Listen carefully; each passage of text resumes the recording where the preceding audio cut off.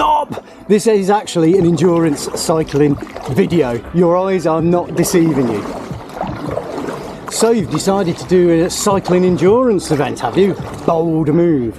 Well, in this video, I won't go into all the training, but I will go into what works from an average bloke stroke person in terms of hydration and feeding yourself. It is not all about the Strava heroics, and it's not all about the fancy powders and gels that people say you need to take. You do not. Just eat and hydrate kind of normally. In this video I'll explain what I used and what worked when I done a massive series of endurance events, daily cycling across France, some 1,000 miles. Use these tips, and when your body's screaming for you to stop, it will help you to continue. So let's start with fuel first. Well, forget gels and protein shakes and all that nonsense. I just ate like a normal person. Okay, 2 boiled eggs in the morning with a bit of salt, bit of protein, something warm inside you to start the fire. Lunch, non-negotiable. Stopping midday wasn't a luxury, it was a necessity.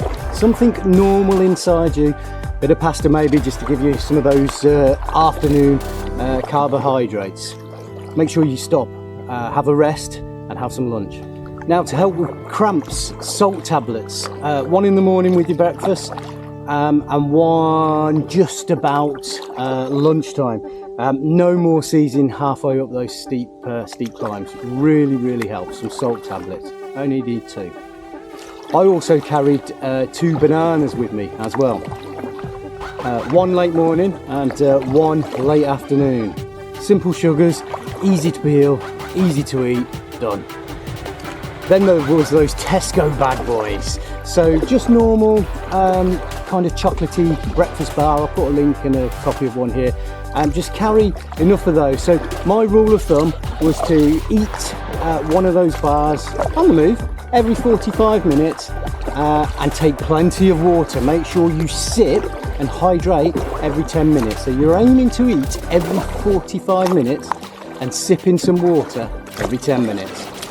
Oh, the other thing you really need to consider taking with you, jelly babies. Oh, my word, they were miniature heroes. So jelly babies packed with sugar, an incredible sugar lift, and not only that, a moral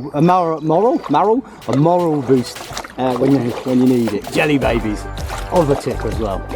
Now for those fancy faddy energy gels, well actually I did carry some. I carried 2. And I tended to have 1 near the end of the ride with about 10 miles to go, and then I had 1 in reserve just as that initial hit if there was a steep climb that I just knew I needed that boost for. That's all you need to carry, 2 every day for that ride. So to summarise, simple, have breakfast, make sure you stop for lunch and have enough munchies to eat every 45 minutes. How do you do that? Well, breakfast. I was having 2 boiled eggs with salt. You could have porridge with jam and raisins. And then I carried, arguably for every 10 miles, one of those Tesco's sort of brunch, chocolatey type bar things. And I was having one of those every 45 minutes.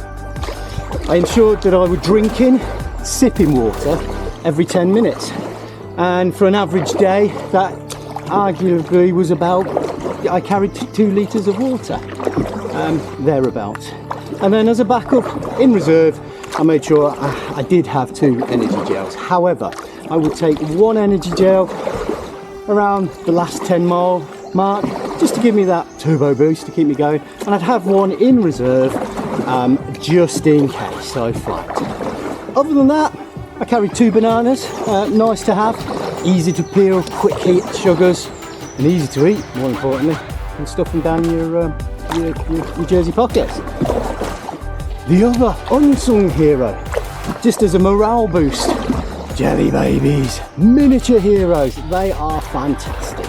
if nothing else, they do give you a little bit of a sugar boost and a morale boost, which when you're tired, fatigued and exhausted, that's exactly what you want. So a very quick recap again: breakfast, stop for lunch, take some jelly babies and enough bars to eat every 45 minutes with some energy gels just as a turbo boost. Make sure you drink and sip every 10 minutes. It's as simple as that. It really isn't hard.